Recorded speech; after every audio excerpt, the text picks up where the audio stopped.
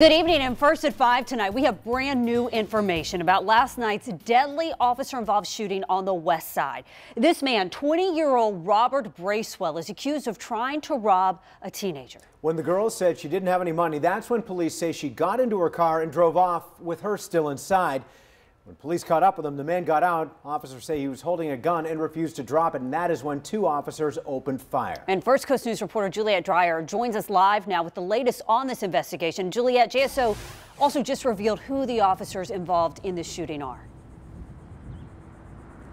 Yes, Heather, and those officers are Officer B.L. Jester, who has been with JSO for about 2 years and 9 months. Also, Officer B.J. Langston, who has been on the force for 3 years and 7 months. In total, police say the two officers fired 17 shots at Bracewell. Bracewell did not fire any shots at officers. Meanwhile, we're getting our first look at the seconds leading up to this shooting. This video from a nearby daycare shows a car speeding down San Juan Avenue at almost exactly 8:52 last night. About 10 seconds later, you see a JSO unit follow, stopping near the intersection of Lane Avenue in the top corner of your screen there. More officers arrive on scene as that tape rolls on. JSO says everything started about 40 minutes earlier when a man approached a 14-year-old girl who was sitting inside of her mom's car in the parking lot of the Woods Ortega condominiums. Police say the man had a gun and demanded money and eventually forced his way inside the car, driving about a mile with that girl still inside.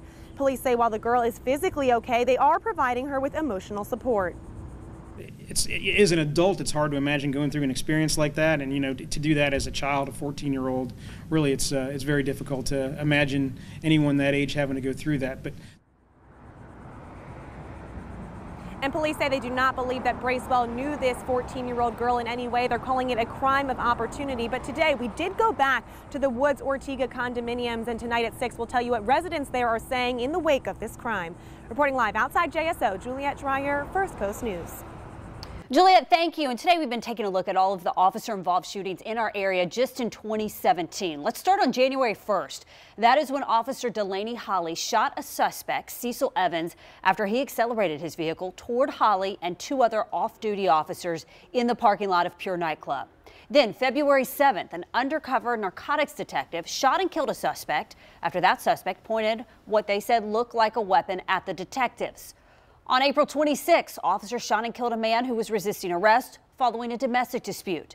May 10th, a SWAT officer shot and killed following another domestic dispute, and the suspect had a handgun on him. Then on July 25th, officers shot and killed a wanted robbery suspect. That suspect jumped into a woman's car with the woman still inside and took police on a chase.